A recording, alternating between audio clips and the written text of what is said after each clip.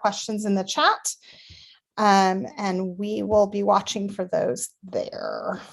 I think that when I've done this previously, it's been in an hour and we have 90 minutes. So I think maybe the thing to do would be to periodically stop and just see what kind of questions have come up in the chat. And if there aren't any, we can move on. And if there are some, then perhaps the chat moderator can bring those to my attention in case I don't see them. I often have trouble presenting and looking at the chat at the same time. So understood. Okay, so I'm going to go ahead and start the recording. We are live streamed, so whenever you would like to start, once I have this recording going. There we go. So thanks again for joining with us, Steve. All right. Okay, let me go ahead and share my screen.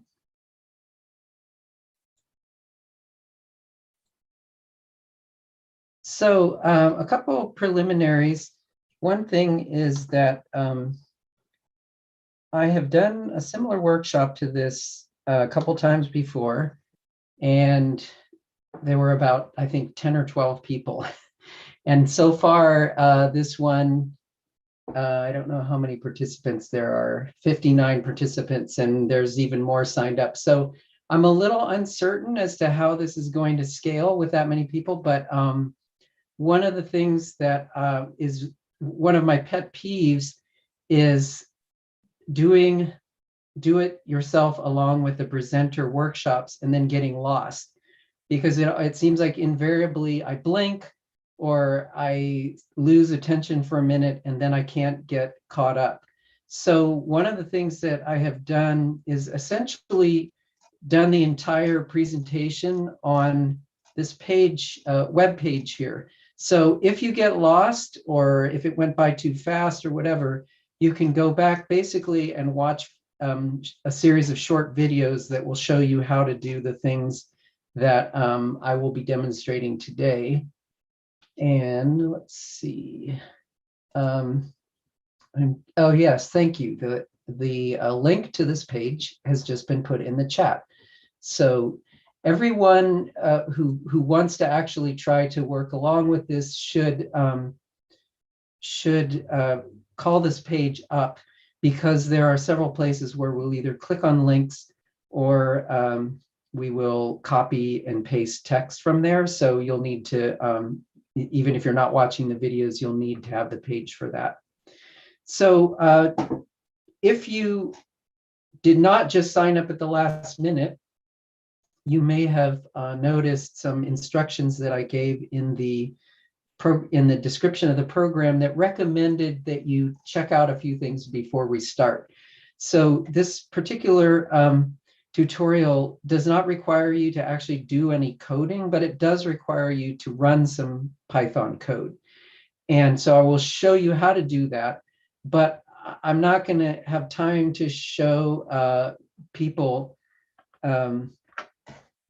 how to install Python or how to figure out if you have Python or whatever. So if you haven't already gone through these before starting things, then you may end up just wanting to watch along, and you can go back through and pick up on any of the things that you're not prepared for later on. But I'm going to assume that basically people know where their text editor is, they know how to open the command prompt, they know how to navigate around in the command line to get from one directory to another.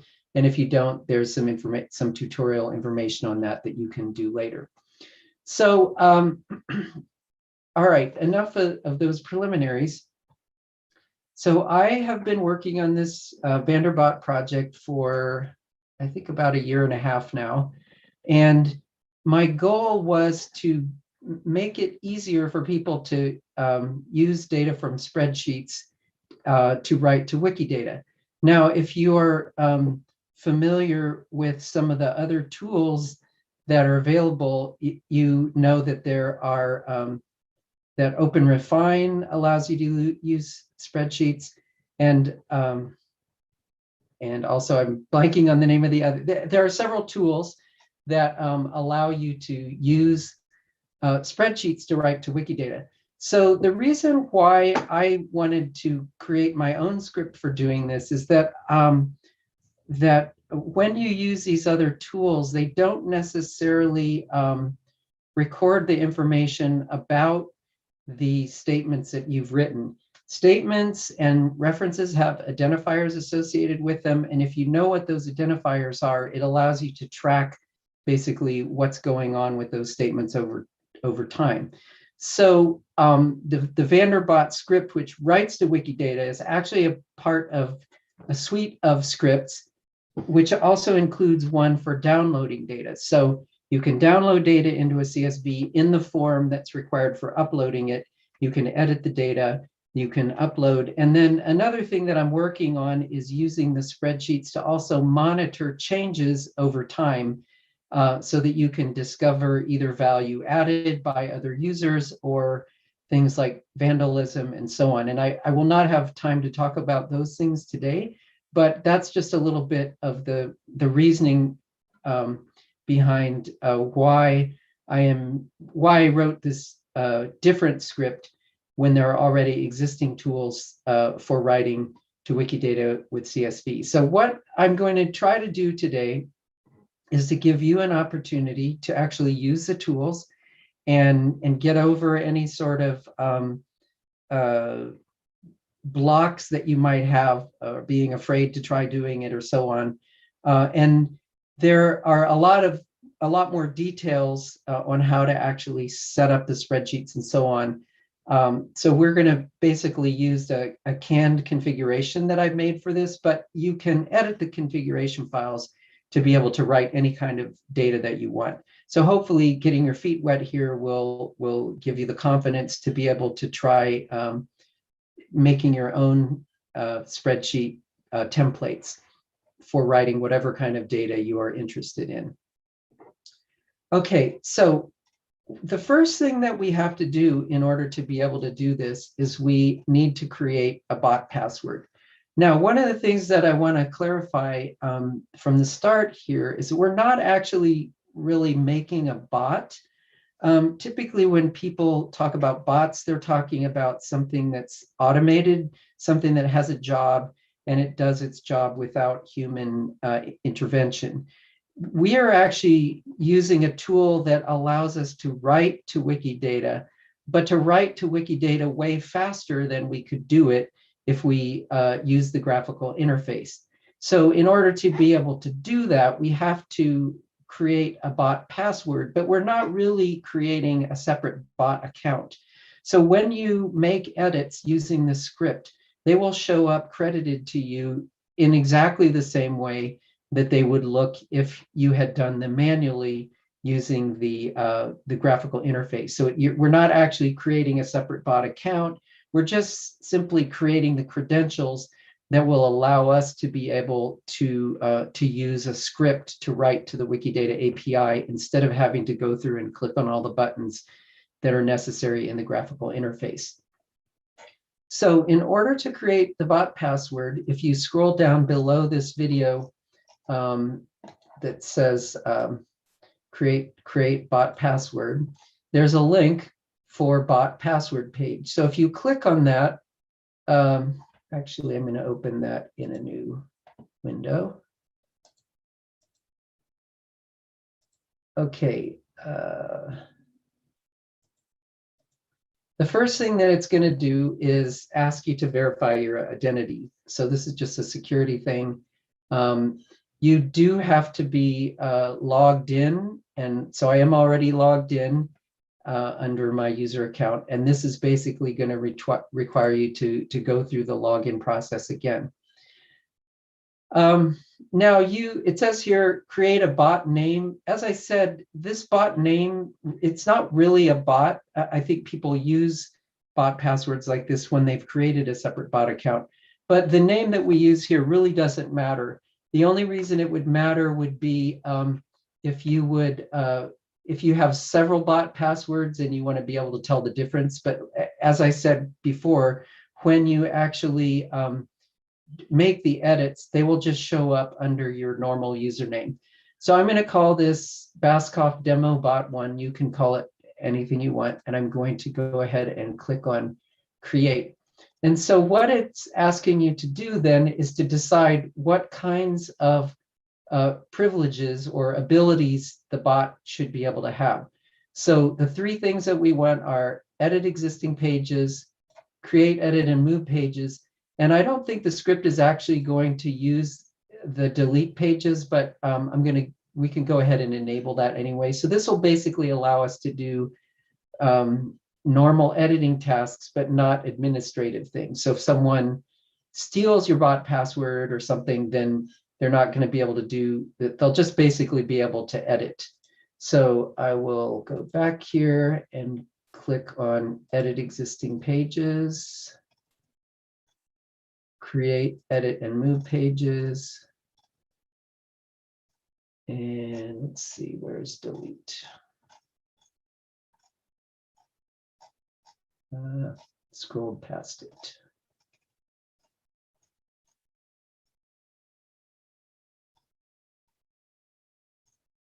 Here it is, delete pages, revisions, and log entries. Okay, now I'm going to have to be a little bit tricky here because this is being recorded and live streamed. And when I click create, I'm now basically exposing my credentials to the planet. So I'm going to go ahead and show you how to set this up, and then I'm going to delete this account because I don't want people doing bad things on my name. But these are the, this is my username, and this is the password that I'm going to use. Whoops. So what I need to do now is to create a file containing this username and password.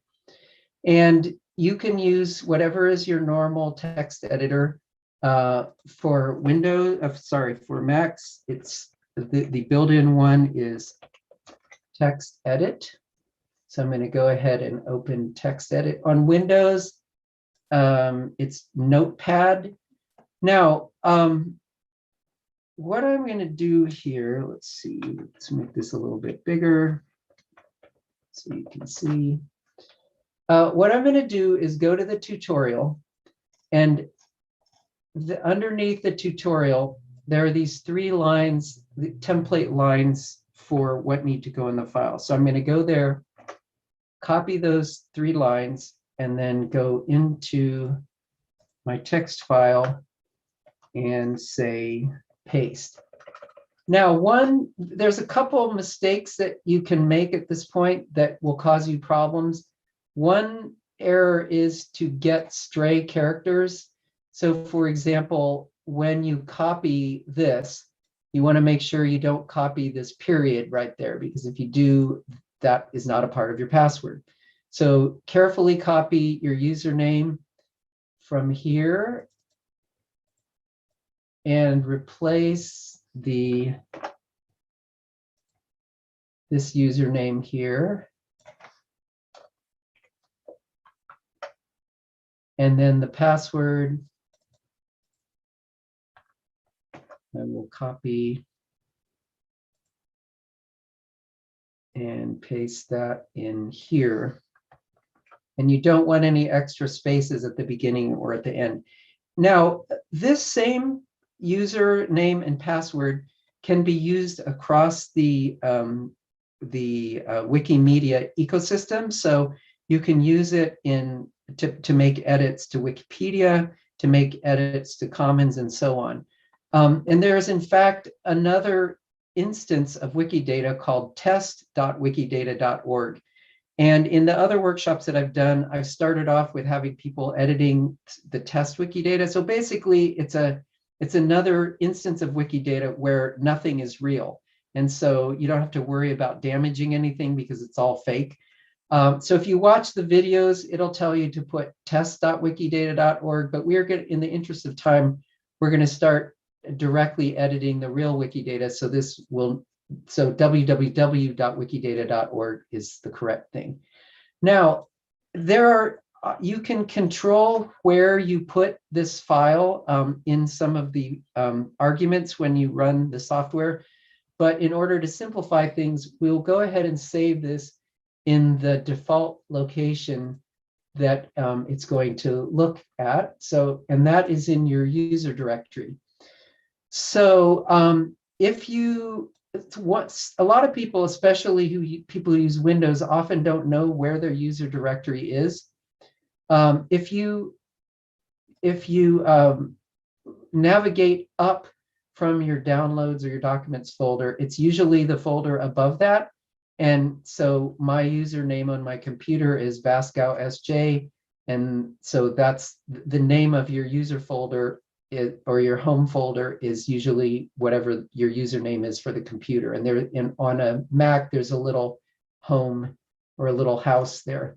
And what I need to do is call this file Wikibase credentials.txt.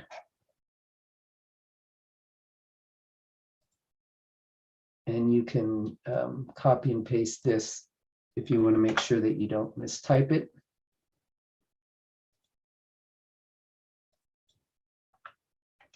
And then save it in your home folder.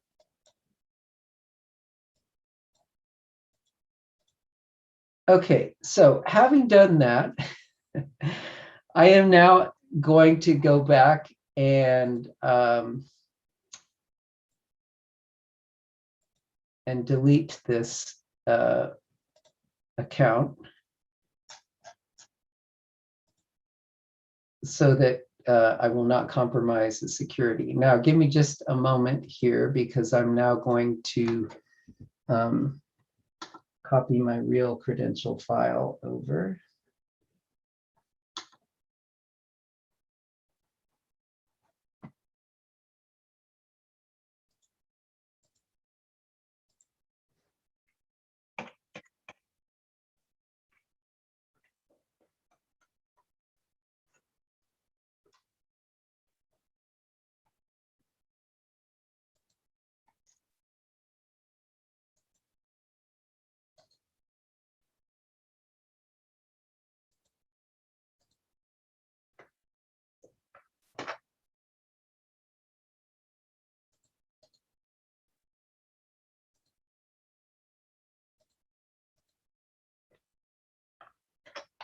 Okay, thank you for bearing with me. Now, I think I have substituted different credentials that will not be compromised that I can use in this demonstration. So thank you for bearing with me. Okay, so we now have basically the credentials that we need in order to be able to write to the Wikidata API. For those of you who aren't familiar with APIs, an API is just basically an automated programming interface that a computer program can use to interface with a server somewhere. And so the script that we're using is going to connect the spreadsheet that we have with this interface and make edits on our behalf. So what we're going to do, I mentioned that I used to start off by having people use the test Wikidata interface. So we are not going to do that. We're going to use the real Wikidata. However, there are actually 3 items in the real Wikidata that have that are for practice. They're called Sandbox 1, Sandbox 2, and Sandbox 3. And because we have a large number of participants, this is the place where I'm not exactly quite sure how this is going to scale. If we have like 71 people all suddenly writing to the sandbox items, it might be a bit confusing. So what I'm going to recommend, so there are links to the 3 sandbox items here. Here's sandbox item 1. And people just do whatever they want. They create logos, they make assertions about things, and so on. Looks like people tend to use sandbox item 1 the most. So I often use sandbox item 3 because it's used a little bit less. But what oh yeah, there's a lot of stuff there too. Okay, cool. So what I'm going to recommend is that if your surname or family name starts with A through G, that you use sandbox 1. And if it starts with H through O, use sandbox 2. And if it starts with P through Z, use sandbox 3, and that should roughly divide people up into equally sized groups. Okay, so when it comes time to get the item number, you can just click on the appropriate link here for your sandbox, and then the item number will be here. All right, so now what we need to do is to create some folders to hold the programs and the data that we're going to be using. So you can, if you're comfortable doing this with command line, you're welcome to do that. I am just going to go ahead and use my normal graphical file management system. So you're welcome to do that. And I'm going to create a folder within my documents folder called Wikidata_test. So actually, I guess this would have, before I go on, this is maybe a good time between stages to see if there are any questions. Don't actually see a lot in the chat. Anybody has any questions, feel free to type in the chat or just raise your hand and we can turn on your audio. Well, maybe people will have problems when we get to actually trying to do this. So I'll go ahead and move on. So I'm going to create this folder within my documents folder, and it's not, you can put the folder other places, but if you want to actually follow along with what I'm doing, I recommend that you just do this. And then within this folder called Wikidata test, I'm going to create another folder, the folder into which I'm going to put some data. So I will call that folder data. Okay, so in my documents folder, Wikidata test, inside there, data. All right, we are now ready to create the files that we need in order to do this. So there is a file which is called a metadata description file. And the metadata description file is actually described by a W3C standard. So this is a standardized way of explaining the relationship between a CSV file's columns and RDF.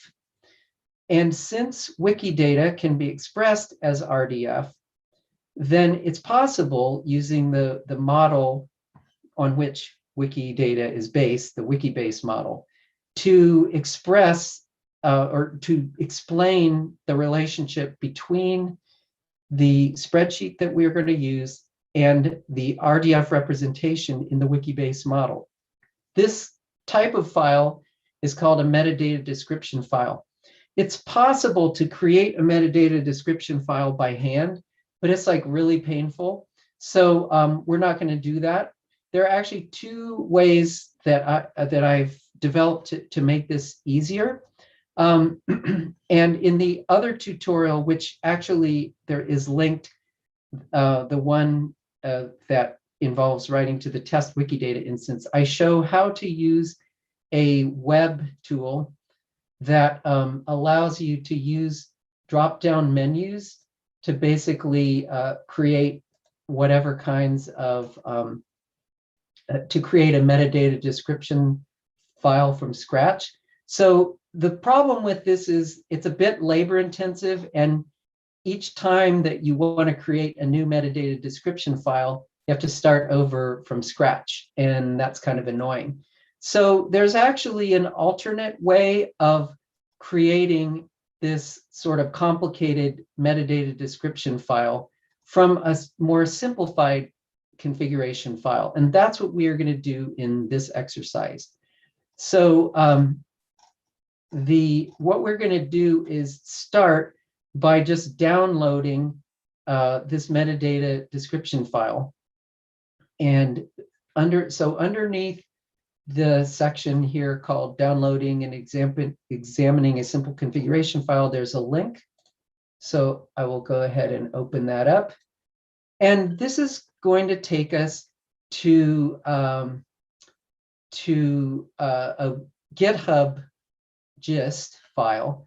And as is the case with any GitHub file, if you want to download the file, you can do it in the following way. You see how there is a raw button over here. Let me make this a little bit bigger. What I want to do is right click on this raw button and select Save Link As. And it is going to ask me where I want to put this file.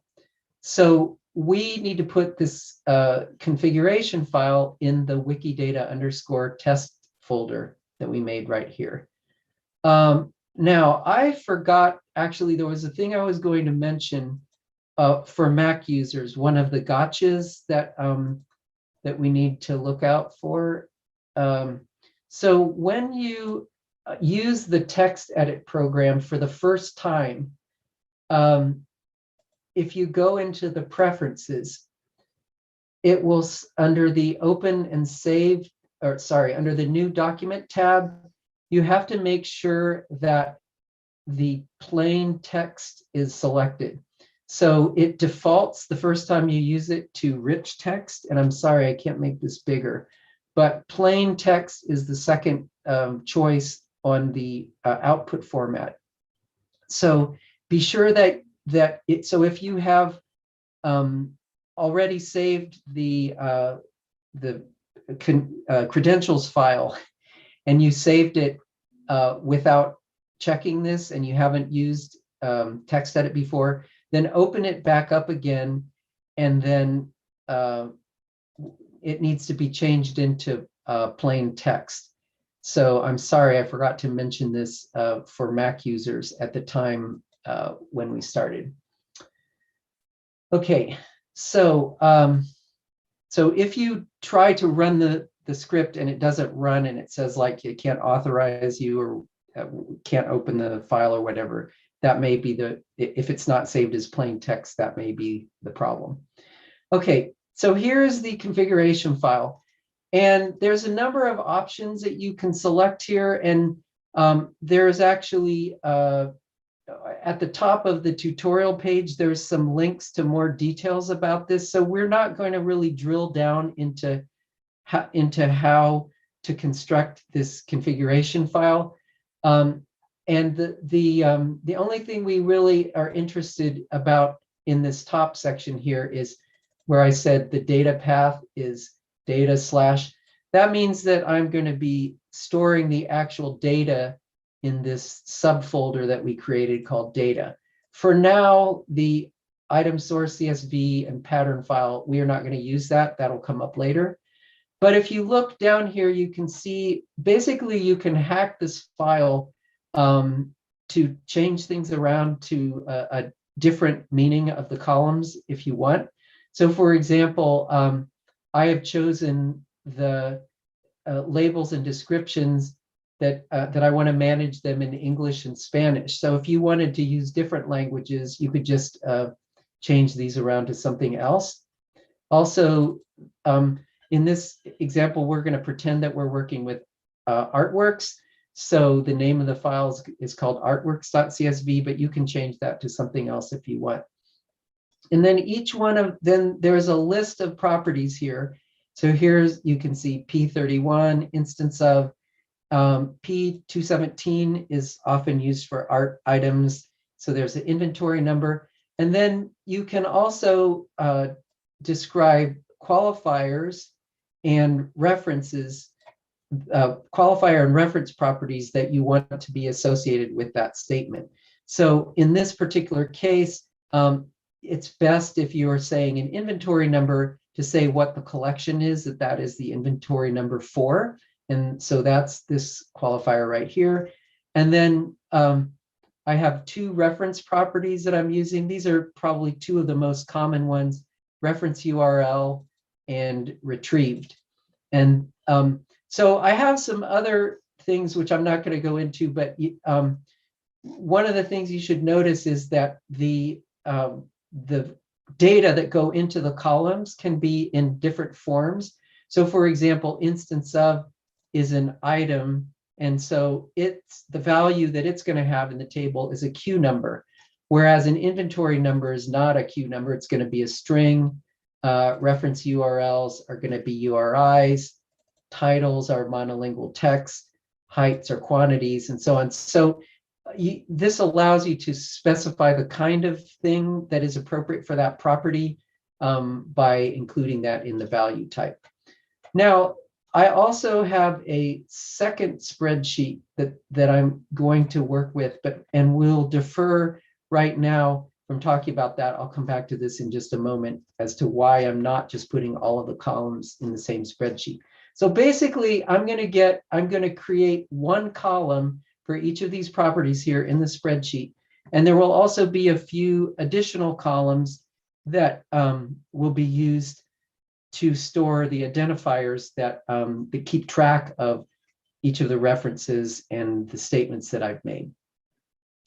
Okay, so we have downloaded this configuration file.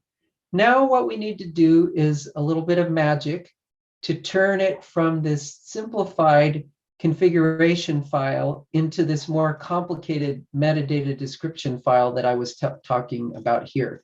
So we are simply going to download and run a script, and we don't have to worry about how it works. We're just going to use it. So if you scroll past this section on transforming a configuration file to a metadata description file, and then go to that link, this is the script, and you don't have to worry about how the script works.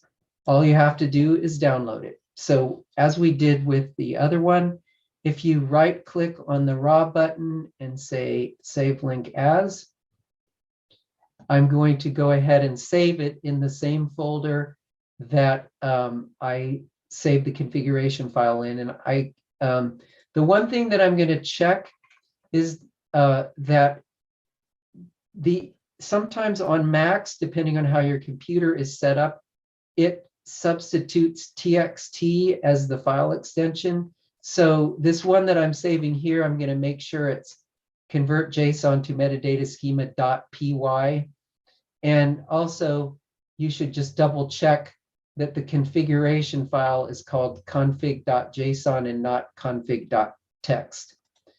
Okay, so let's just go ahead and double check config.json, convert JSON to metadata schema.py. Okay, so that's all good. Let's see, are there any questions? I don't see anything in the chat. How am I doing on pace here? Have I left anybody in the dust?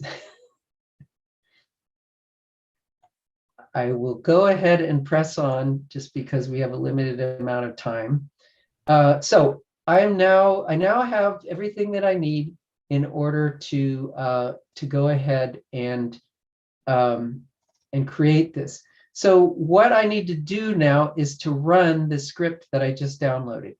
So what you need to do now is to open your console or your terminal program for your computer. If you're on a Mac, it's called Terminal. If you're on Windows, it's called Command Prompt. Okay, so I will go ahead. I already have another terminal window running, so I'm going to open a second one. And let's make it bigger so you can see. Okay. So what I have to do is I have to navigate my way to the folder where I stored the script. And typically when you open up a terminal window, you are in your home folder. And as I said earlier, your documents folder is within your home folder. So in order to get to the folder where I saved the script, I'm going to first need to say cd documents. Okay, I'm now in my documents folder. Then I need to change to the Wikidata _test folder. So I'll say cd data _ test. Okay, good. And now if I list the files which on a Mac or Linux is ls, and it's dir if you're in the Windows. Okay, so I can see here's my configuration file. That's good. And here's the script. That's good. Now, if you did the advanced prep, you will know that depending on how Python is configured on your computer, the command to run a Python script is either going to be Python or Python 3. On my particular computer, I have to type Python 3. So I'll type Python 3, and then I'm going to start typing the script that I want to run, which is convert. And then if I hit tab, it should autofill the rest of it so that I don't have to type the whole thing. Now all I have to do is hit enter. Okay, and it's done. So I'm going to go back to my Finder and look in the data folder to see what it has done. Okay, so my data folder, which is empty before, now has several things in it.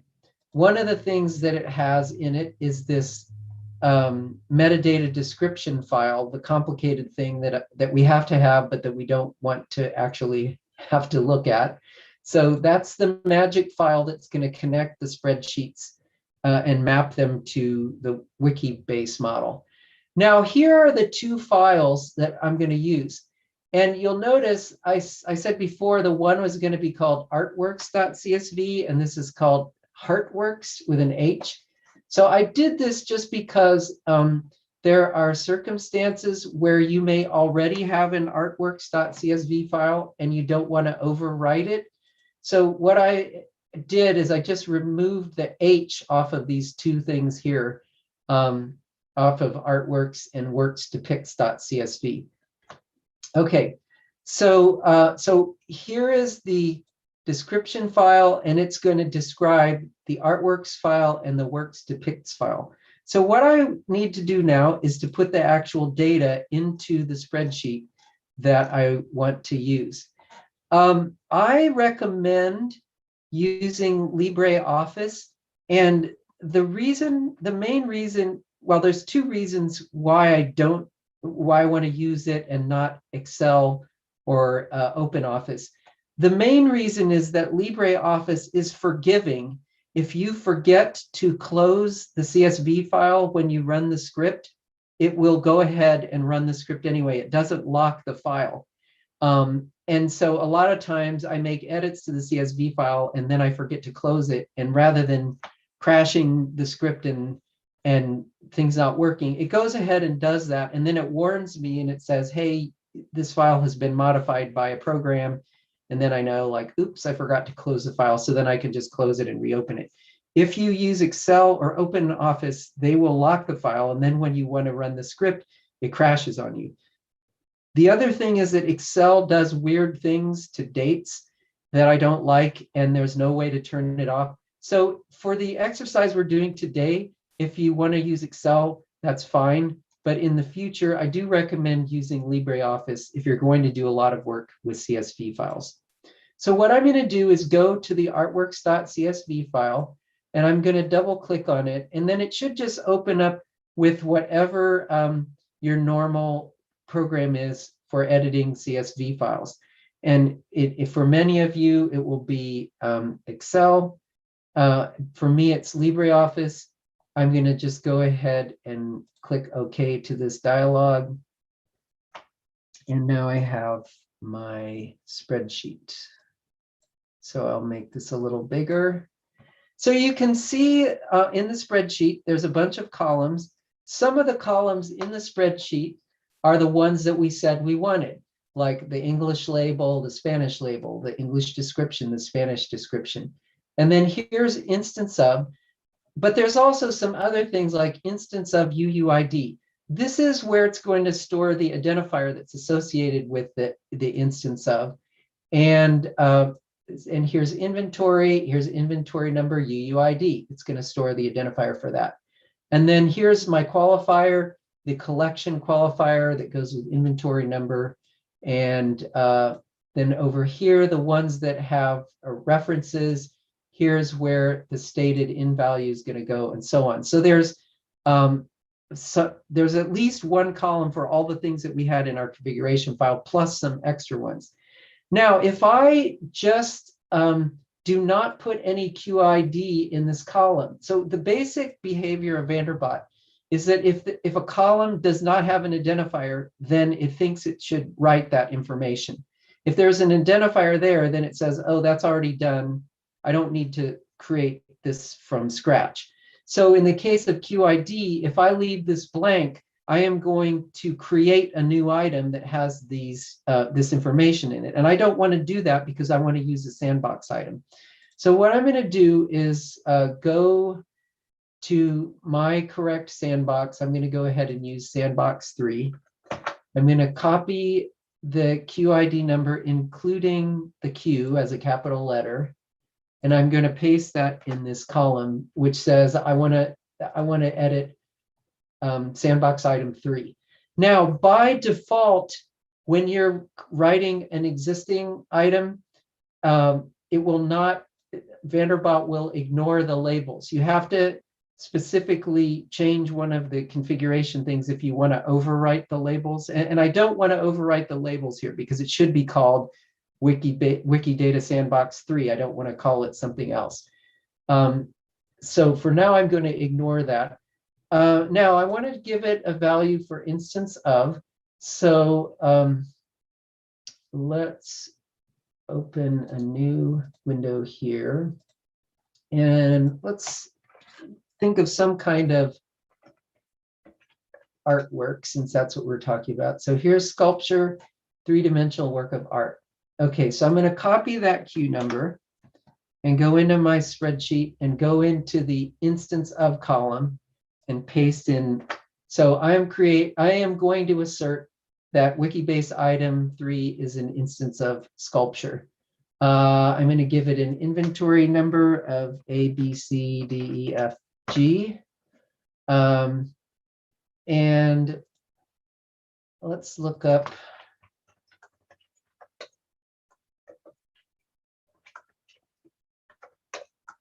the Vanderbilt University Fine Arts Gallery Q number. So I'm going to assert that this inventory number A, B, C, D, E, F, G is from the Fine Arts Gallery. And let's stick one more thing in here. Let's do a title. Let's see. Let's call this Hercules and the Snake. All right. Now I'm going to go ahead and give it a stated in value for a reference, and I will just say google.com, which is a lie, but this is a test item anyway. So stated in is oh, wait a minute, sorry, I forgot that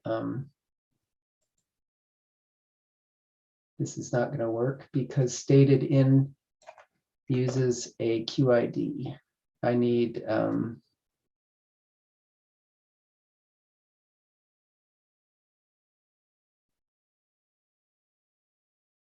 no, wait, let's see. Now I forget. Okay, well, I'm blanking out on whether, I guess I could go back and look at my configuration file. Let's do that.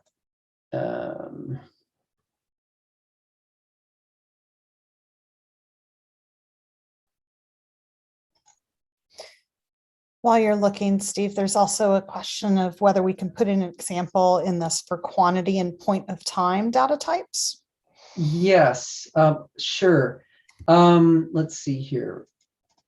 I just need to double check here. Okay, where is stated in is a string. Okay. Oh, wait a minute. Sorry, I'm looking in the wrong. I'm looking in the file that I said we weren't going to look in. I want to look in this.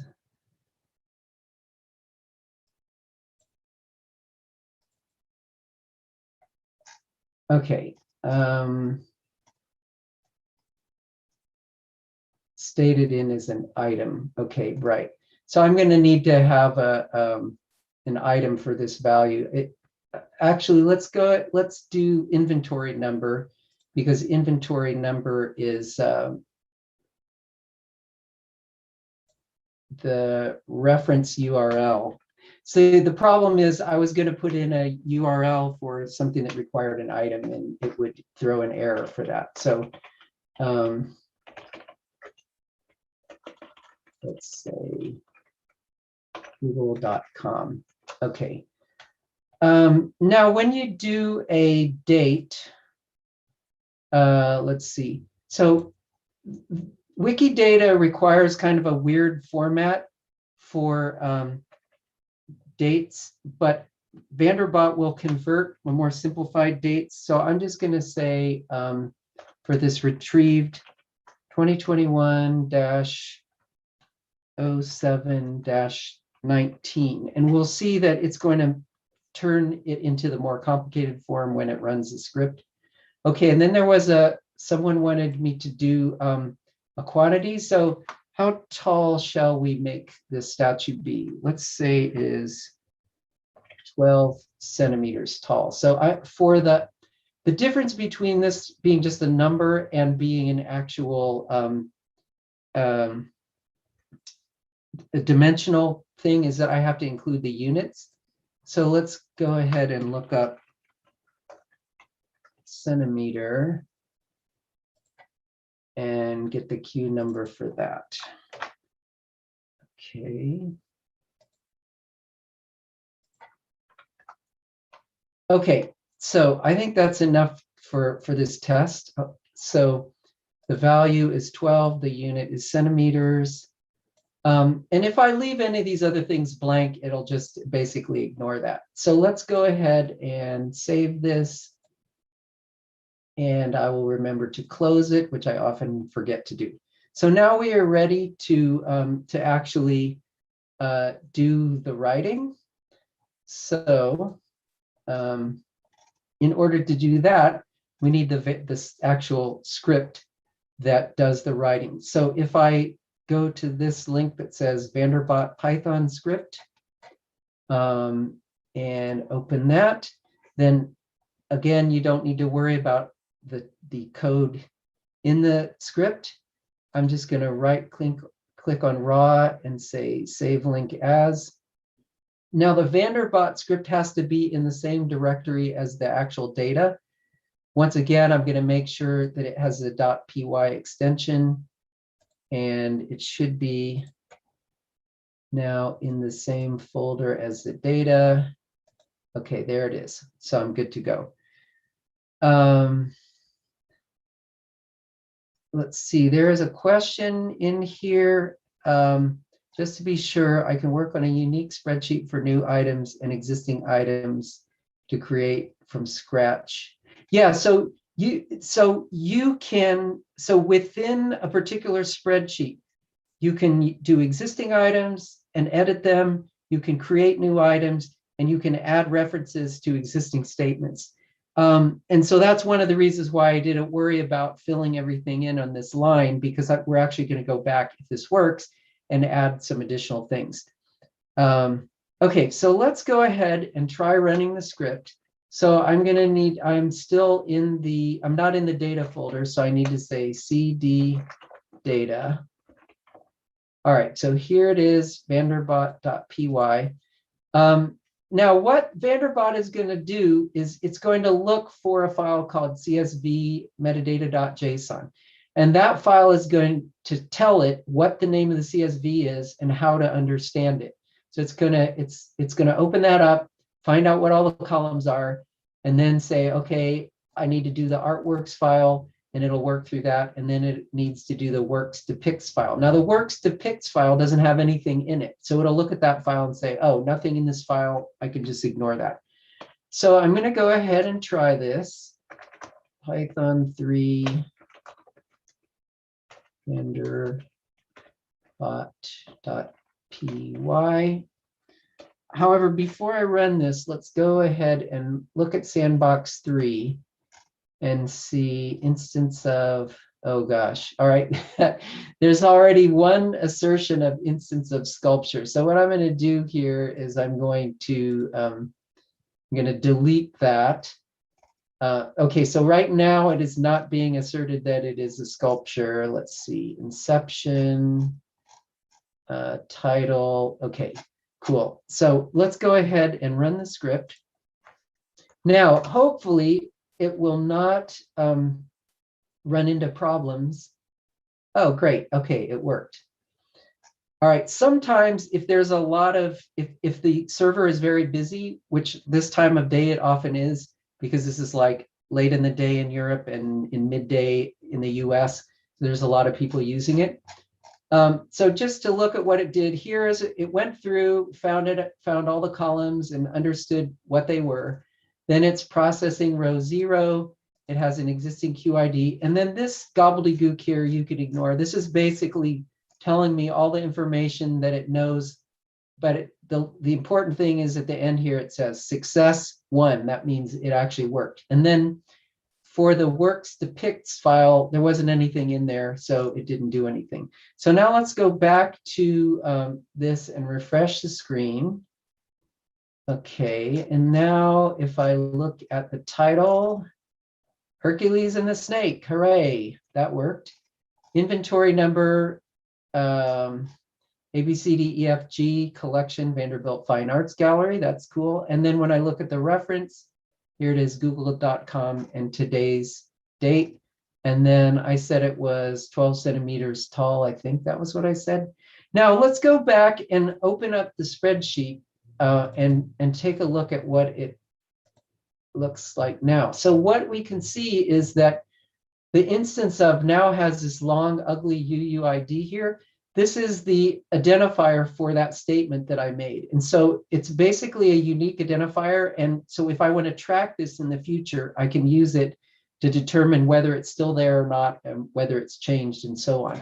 And it's also added a hash for this reference and so on. Now, if I want to add additional information, let's see where, so for example, I did not do an inception value. So I'm going to go ahead and let's say that this statue was created in 1889. So let's put a value for that in there. And then I did not, let's see.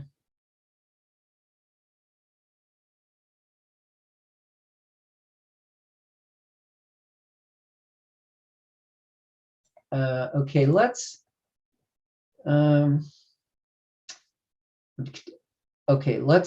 do this. This is pretty bad. Let's say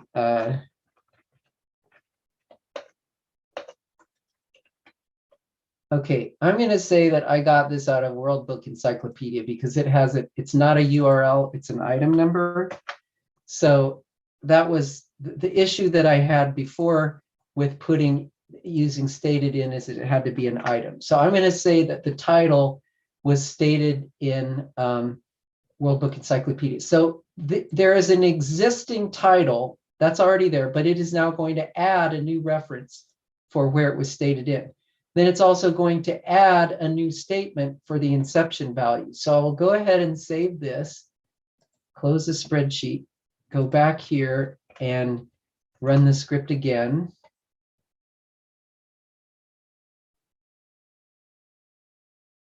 Okay, cool. So it worked. So it should have added my statement about the inception date. We'll check on that. But then it also recognized that there was an existing claim that didn't have a reference. And so it added that. So if I go to the item and, oh, no, I guess oh yeah, here it is, Sandbox 3. Let's refresh. So now when I look at inception, okay, here's 1889, and the title, Hercules and the Snake, now says stated in World Book Encyclopedia. So you can add things, you can add references to existing statements, you can also add new statements, or you can create new items. Okay, now the question came up, why do we have this second spreadsheet? And if you think about the structure of the spreadsheet, let me open it back up again. What happens if you want to have multiple values? It's whenever you have like a flat spreadsheet, that is a problematic thing. If you want to have two values, so for example, depicts, this statue depicts Hercules, and it also depicts a snake. So do I have to make two columns in this table, or how do I handle that? So the reason why I have this second table, the work depicts, is because this table is much simpler. It just simply has a column for what it depicts, but I am going to repeat the values here. So I'm going to go ahead and do item 3. Okay. But now I'm going to have 2 rows that both have the same QID. And then I need to go back to Wikidata and find out what is the Q number for Hercules. Okay, hero in Greek mythology.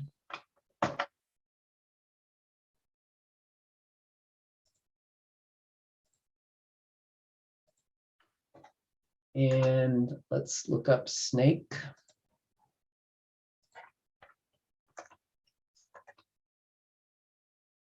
Okay, snake. Copy that and paste it in. Okay, and then I'm going to save this. So what it's going to do is it's going to write one statement saying it depicts Hercules, and then it's going to write a separate statement saying it depicts a snake. So I'm going to go ahead and close these again, go back, run the script again. Okay. So while you're running that, there's a couple questions about, could you have multiple rows for the same QID in the artworks.csv? Yes, you could do that. The problem is, and I'm not going to go into the details of this, but if you read the blog post,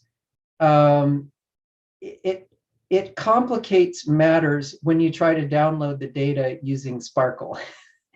And because what Sparkle will do is give you every different combination of the items. So actually, we'll see this in a minute. It's best to, so what I found is it's best to have one spreadsheet for all of the items that you expect to have single values, and then to just have a separate spreadsheet for every item that has multiple values. And that's kind of a pain, but this is it's a limitation caused by the fact that we're trying to simplify things by using flat spreadsheets. So at the risk of burning through all my time, I'm not going to go into a lot more detail than that. But if anybody wants to, set up a Zoom with me and talk a little bit more about it personally, I would love to do that. Okay, is the file, let's see, could you similarly That's related to a question of an error message with a directory path. I got an error that no directory path exists on my C drive to wikibase credentials.txt. Yeah, so the default is, so if it's in your user directory, line 116. So actually, you don't need to change the script. If you want to put the credentials in a path, in a location other than your users directory, go to the Vanderbot sort of information page, and there's a number of arguments that you can pass in. One of them that you can pass in is where you want to save the credentials. You can also say where you want to save the data. So in the interest of making things as simple as possible, we're using all of the defaults here, which is the user directory, but you can put it other places. Anyway, but I can't, go into all the different arguments and the possibilities because we've already burned through an hour, and I haven't shown you actually the coolest thing. So let's go back. Let us refresh this, and let's just check our depicts. Okay, so here it is. Depicts Hercules, depicts snakes. All right, and then I forget what the other thing was that I added. I guess I didn't add anything else. But anyway, if you look at the history of the page, you'll see that it didn't do, like when you write a bunch of things all at once in one row, it's only one edit, but it does a separate edit for each one of those things. Okay, so the part that I'm very interested in getting into, which I never have time to in my other workshops, is the really powerful thing here, which is to be able to download the existing data for a particular thing. So I'm going to hopefully I guess I have, let's see, what do I have? Another half hour. I'm going to try to get through that and at least show you how you can do this, because this is like the really powerful thing. There is a section in here called cleaning up the sandbox. What I'll probably do when I'm done is just go into the sandbox and delete everything down to almost nothing. Usually on the sandbox items, I just revert the changes that I made, but because a lot of people are making changes, I'll probably just go in and clean them up. I mean, technically you don't have to clean them up because they're just junk, but like if they get too full of junk, it gets harder to use them.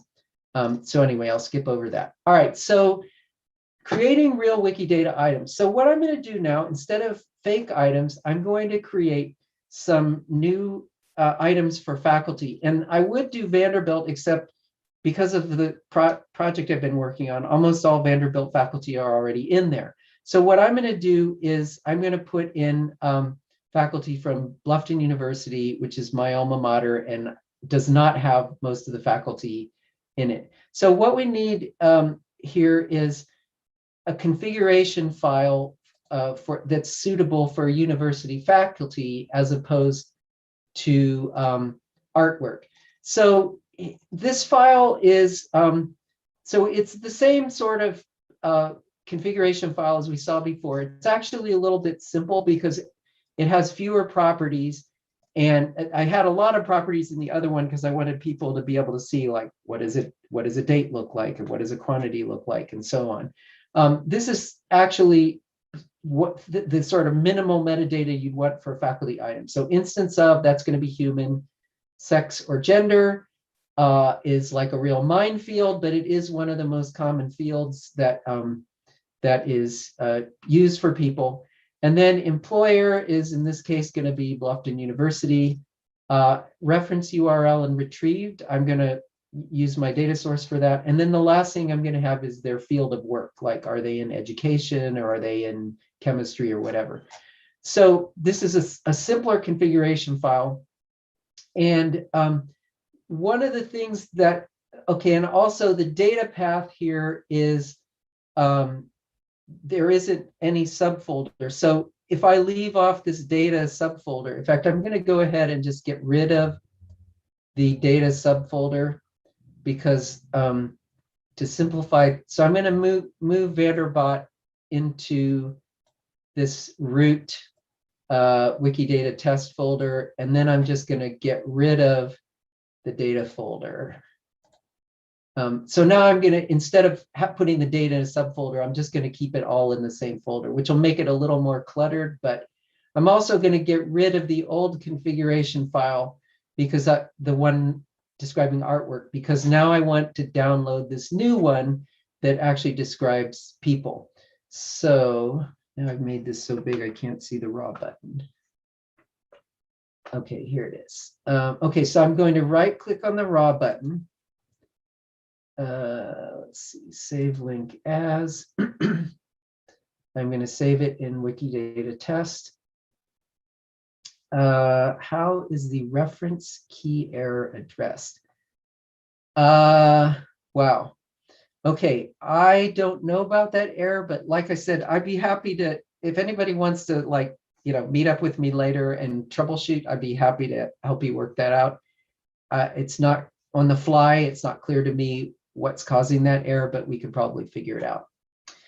Okay, so the one thing that I need to do, so I am going to do a cool thing, which this is enabled, which is to download the existing data for Bluffton University faculty. And somehow I have to tell the script how should it know what items are represent Bluffton University faculty. And there's two ways that I can do this. One is by creating a CSV file with a single column with a header QID, and then that column just has the QIDs of all of the items that I care about. So this would be, you could say, by enumeration. I could enumerate all the items that I wanted to find the information about. But it's a more powerful thing to actually use a graph pattern, which, if you're familiar with Sparkle queries, you can set up basically a Sparkle graph pattern in a file and use that to describe what is a Bluffton University faculty. So if you look at down here, the graph pattern for saying someone, so it's actually not testing whether they are faculty. It's anyone who is an employee of Bluffton University. So the pattern P108 is employer, and then Bluffton University is Q886 blah blah blah. So what I would do is to recommend, don't use Bluffton University, pick some other place that you're interested in, maybe your institution or whatever, and look up the QID. And instead of using Q886141, you can use your own, whatever institution you care about. So I'm going to go ahead and copy that. And then what I need to do is to create a text file. And the only thing that's going to be in that text file is this graph pattern. Now, if you want to do, if you know how to write graph patterns in Sparkle queries, you can have more than one line. You can put a bunch of, so if you want a complicated description, you can do that. But for this example, we're just going to do a simple one. And I need to save this as, I'm going to save it in the same folder, Wikidata test, and I'm going to call it pattern.txt. You can call it anything you want. And then what I will do is go into the config.json file that I downloaded. I'm going to open that up. Let's see. Sorry, I'm clicking on wrong buttons. Okay, and where it says item pattern file, I'm going to put in pattern.txt. And if it's in some other path, you can use the normal paths, but since it's in the same directory, I can just put it in there. All right, so I'll go ahead and save that. And now it knows how I'm defining someone who works there. Okay, so I will close that. Now what I need to do is I'm going to download the existing data about faculty. And so there's another script for that. Here it is. It's a script to acquire existing metadata from Wikidata. So I'm going to download that. Go to that link, right click on raw and say save link as. I will save it in the same place where I saved everything else. Let's double check. Okay, there it is. Acquire Wikidata metadata.py. So now I'm going to go and run it. It's going to, when I run it, it's going to look for the config.json file, and that's how it's going to know what things to download and what kind of, whether they're items or dates or whatever. So the same sort of short version of describing the file is also going to tell it how to download the data as well. So let's go ahead and say, wait, I need to go new. Okay. All right. I need to go back to my home folder because I just deleted the folder that I was in. All right, CD, documents, CD, Wikidata test. Okay, all right. Yeah, I should have switched out of the data folder before I deleted it. That was a bad move. Okay, so here's my acquire Wikidata metadata.py. So I'll type in Python 3 and I will run it. Okay, so it's looking for the graph pattern. It found that. It's queried the Sparkle endpoint to find the QIDs of everything that matched that pattern. Then it went to the Sparkle endpoint, retrieved all the data, realized there was no pre-existing file, and then wrote it into faculty.csv. So now if I open up faculty.csv, I can see, so these are all of the QIDs of people who are in here. Now the question came up, like, can you have multiple lines with the same item? And the answer is yes. And actually for now, we're going to use this. And we're just going to leave it. One of the sort of irritating things of using Sparkle queries is that the Sparkle query will create a new response for every combination of the things that I asked about. So for example, I asked where these people worked at. Well, it turns out that J. Denny Weaver did work at Bluffton University. Let's see. I got too many things in the way here.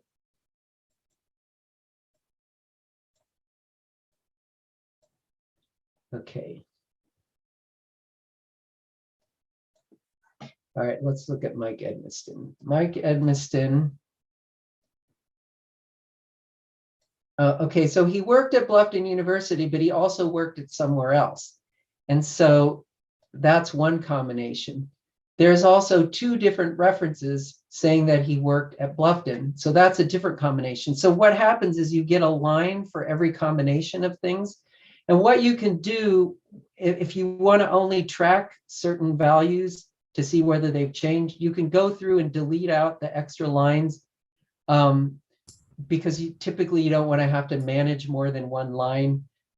Anyway, I don't want to get off in the weeds on this because I talk about this problem in the blog post. But what this allows me to do now is to take any of these people, for example, if they don't have, let's take Elmer Neufeld. Elmer Neufeld does not have a field of work. So I'm going to go to the Bluffton University. Oh, you know what? Yeah. So Steve, this is Gloria, the chat moderator. There is one question in chat from your comments just before. Yes. They're asking, does this distinct command in the Sparkle query solve that? No, it does not, because it's still going to give you every distinct combination. So yeah, it actually uses the distinct one, but that will not fix the problem, unfortunately. Okay, so actually, Elmer Neufeld is deceased. He's a former president. I happen to know, because he was the president when I was there, that his field of study was philosophy. So now the chat is in the way. Just a second. All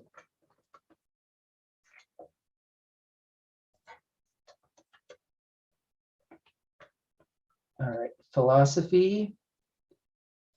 So I'll copy that Q number. And I'm just going to go ahead. Let's see, is this Elmer Neufeld? Okay, Elmer Neufeld, his field of study is philosophy. And I'm going to be bad because I don't have a reference for that. I'll go in and add a reference later. All right, so I can edit an existing item by just simply adding something that's missing. And that's why it's better to only have one row per person. So I can just say like, well, yeah, there's 2 references that say that Mike Edmondson works at Bluffton, but I don't care about one of them. I'll just delete that line. And so I should be able to simplify the spreadsheet down to 1 line per person. And similarly, like, I don't care about the fact that he didn't work at Bluffton, because that's, it's true, but that's not information that I want to manage. So basically, I'm going to decide like, what statements do I want to manage? And I'm going to try to get this down to 1 line per item. Now let's create a new record here. And let's see. So faculty, let's see. Okay, Roy Couch, Associate Professor of Music. I don't think he's already in here. So let's just double check. I do not see Roy Couch. So let's do him. All right, so I'm going to copy his name. Now, I said before that for existing items, it will not overwrite the labels unless you set one of the arguments saying, I want to overwrite labels. So the danger is if you have a stale spreadsheet and someone has changed the labels and you say, go ahead and overwrite the labels with what I have here, then you'll essentially be reverting them back to the way they used to be, and you'll be deleting other people's changes. So what you should do is download like a fresh copy of the information before you change the labels, so that you can actually see what the current labels and descriptions are. And then if you want to change what they are, it's safer to do that. And you can go in and change the argument that says, yes, Vanderbot is allowed to change the labels and descriptions. So I haven't done that, but that's how you can handle that. But for new items, it will automatically write any labels and descriptions that are there. So I will say music professor. He is an instance of human. And let's see.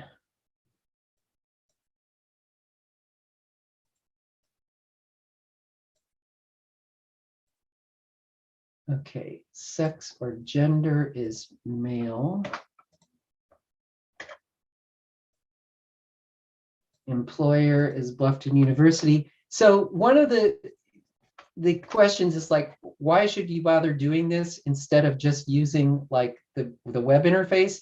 And the answer is, you can imagine if my task was to put all the Bluffton faculty in here, all I'd have to do would be to take this cell and go, bam, and I've just created, and they're all going to be humans. So there are a lot of columns that I can just copy and paste to fill in and do a whole bunch of them at once. Okay, let's see. The reference URL is this web page. Same thing, if I'm using the same web page for all of them, again, I can copy and paste a bunch of references. And if you imagine, doing this with the web interface, you'd have to click a million different buttons. I mentioned before that Wikidata has this sort of specialized format, like the precision and the dates have to have the time zone and all this kind of stuff on it. But Vanderbot will convert it over to that format if you just put it in the sort of more simplified ISO format. So 07-19, which is today. Let's see. And I'm going to copy that because I'm going to use that here again. So I'll paste that in. Oops. Nope, wrong place. It needs to go in the retrieved value. And then for the field of work reference URL, I will put the same thing in. Okay, so I've got the retrieve date is today, reference URL is that. Oh, his field, he is a professor of music, so I will put in music.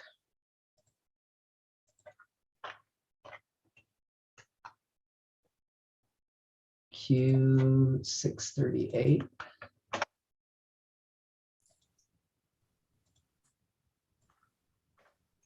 Okay, do I have everything I want?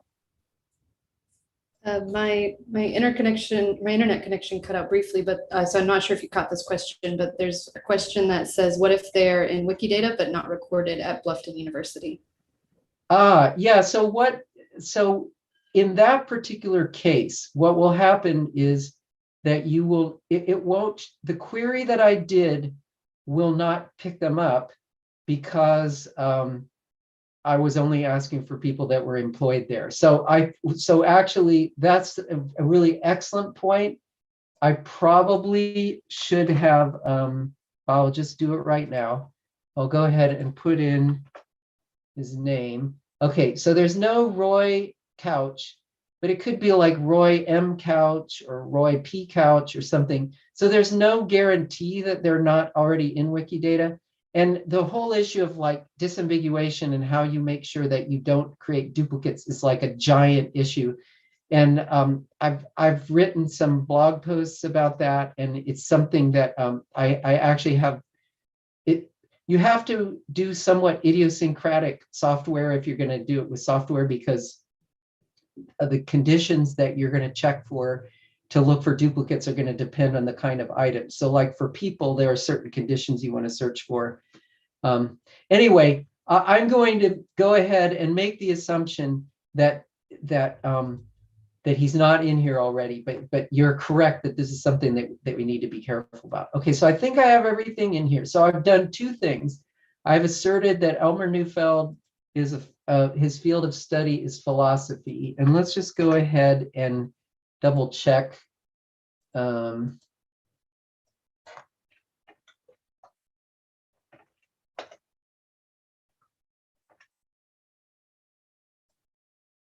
Okay, Elmer Neufeld. Okay. Position held. Okay, so there is no value for his field of study, so that's cool.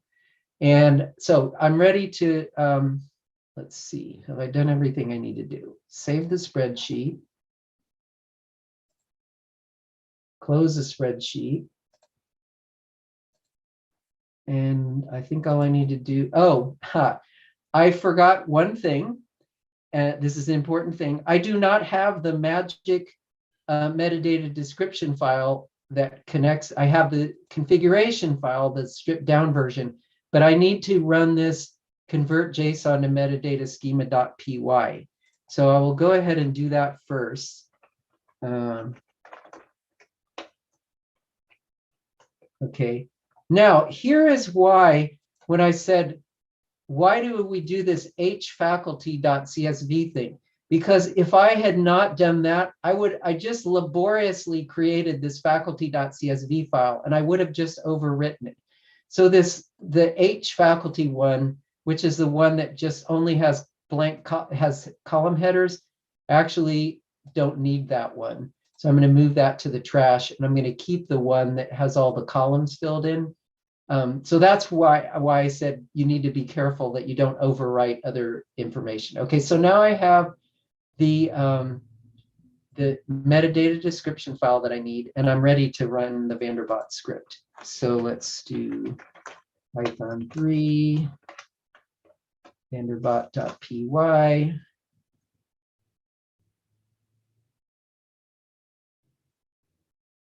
Okay, so if we look at what happened here, so it went through all these rows and it said, okay, there wasn't anything that needed to be changed on them. Then it got to Elmer Neufeld's row and realized, hey, there's a new statement. So it created a new statement. And then it got down to Roy Couch and it said new record.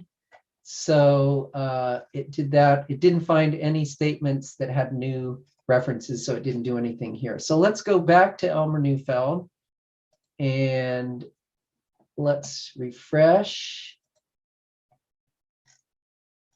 Okay, his field of work now is philosophy. Hooray. I need to go ahead and add a reference to that later. And now there's a bit of a delay. Oops. So sometimes you cannot, sometimes you won't immediately file. Let me double check that I spelled this right. Faculty. So Steve, we've Yes. got about 5 minutes left in the session. Okay. So I'm just trying to keep you on time. Yeah, this is actually the last thing I'm doing. So I'm going to Okay. quit here and we'll just have questions from here on out. Okay, so Roy Couch, it takes a while for the new data to show up in the search. But what I'm going to do is just, the spreadsheet has filled in his new QID. So anyway, there he is, sex or gender, field of work, music. There's a reference, employer Bluffton University. So this is fairly minimal, but you could expand out the configuration file for other properties that you want to manage. So anyway, what I can do, so once you've sort of cleaned up the CSV file and gotten rid of duplicate lines and so on, you can run the script, the acquire existing data script, and it will update the spreadsheet with anything new that other people have added. And also it will add in any new people that somebody else may have added. So this is a way that you can sort of, like, if you want to come back and work on the project later, but you want to catch any new things that people have done, you can just run that script over again. Okay, so that's what I wanted to cover in the demonstration, and I almost burned through all my time. So I'll go ahead and take any questions. Let's see what's in the chat. I will also mention that we have an LD4 Slack where some of these conversations are continuing over there. But yeah, if anybody has any questions, go ahead and put them in the chat. Yeah, so so you do have to change the name from H Artworks to Artworks for the reason that I mentioned, which is, like, if I had not done that, then when I generated the metadata description file, it also generates the column headers for you, and it would have overwritten the one that didn't have H in front of it. So it's just really kind of a hack to prevent you from accidentally overwriting a bunch of work that you've already done.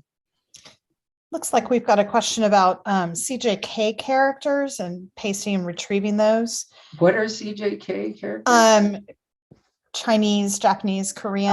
Okay. Yeah, okay.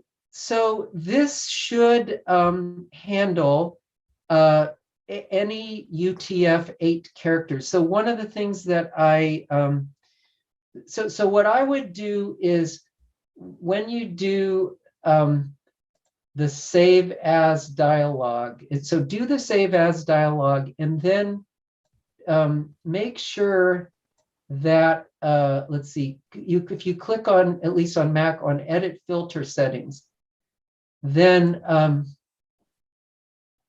a dialog should come up for text export. And what you want to make sure is that it says Unicode UTF-8.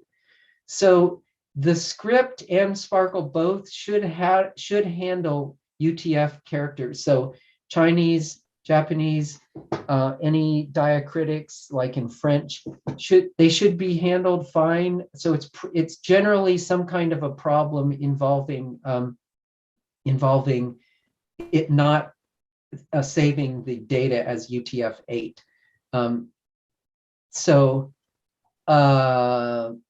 Yeah, and we do actually routine in our art project, we do use non-Roman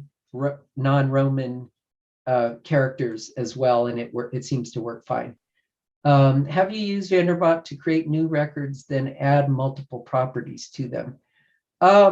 You can't. So, like, I could go in, like, this configuration that I have right now it only has certain properties, and I could go back into the config JSON file, and you have to know a bit of JSON to be able to sort of hack this file, which is, if I were more of a programmer, I would create a tool that would do this for you, but I'm not really an HTML programmer. So, but you can basically go through in here and copy and paste sections and add them to the JSON with different properties. The one thing is then when you run the spreadsheet that downloads the data, it's going to download all the combinations. So if you if you have 1,000 items and you laboriously got rid of all the duplicate lines, and then you add columns, then the program is not going to know, it's not going to know what the existing data was that you had laboriously cleaned up, and it'll create it from scratch, and then you'll have to go through and clean up the spreadsheet and get rid of the duplicate lines. So it's better if you decide what are the properties that you want to manage, and then try not to change the configuration, but it is possible to add additional properties to them. Oh, I think I'm misunderstanding the question. So are you talking about adding multiple values to properties? Yeah, multi-value properties. Okay, so the thing that you have to be careful about is you need to create the item first. And then if you do the approach that I did for the sandbox items, you need to create the item first and then go in and add the existing QIDs to all the rows for the multiple properties. Because if you don't do that, then if you just leave the QID column empty, it'll create a new property for each one of those items, and that would be really bad. You'd have to go through and delete all of them. So that is sort of one deficiency of this method, is that you have to do, if you're creating new items and you want to add multiple values, you have to create the items first and then use the QIDs in all of the rows that you're going to add the multiple values to. And the other reason for doing this with CSV files is it's really easy to edit them with Python scripts. So I would, you could write a script that would do this, that would first write the one thing and then go in and substitute in the QIDs and the values later, something like that. It would be possible to script that if you knew how to do the coding. But it's just a deficiency of trying to take a really simple thing, which is a spreadsheet, and try to make it be able to handle a really complicated thing like the Wikibase model. So I think we're right at time. If there are no other burning questions, I want to really thank Steve for this really helpful and informative session. I know I now feel courageous enough to go try this and start playing with it. So appreciate the helpful walkthrough. Just as a reminder, this will be archived on our YouTube channel if you want to go back and watch it again. And tomorrow the full conference starts. So I invite everyone to join us back tomorrow for the opening plenary. I also want to thank Gloria and Victoria on this call for helping to monitor chats and keeping the conversation going. So thanks everyone very much. And I wish you a good evening or afternoon, depending on where you are in the world. And just I'd throw in, feel free to contact me if you have problems or you want to talk about anything. And I also am hoping to write more blog posts about the vandalism thing. I'm still sort of working on that, but I see that as detecting vandalism by keeping track of all this stuff over time, I think is a really important use case, but I'm still kind of working on that. So. Awesome. Look forward to that too. Thanks everyone. Again, appreciate it, Steve. It was really great. Okay, thanks. Bye, everyone. Bye.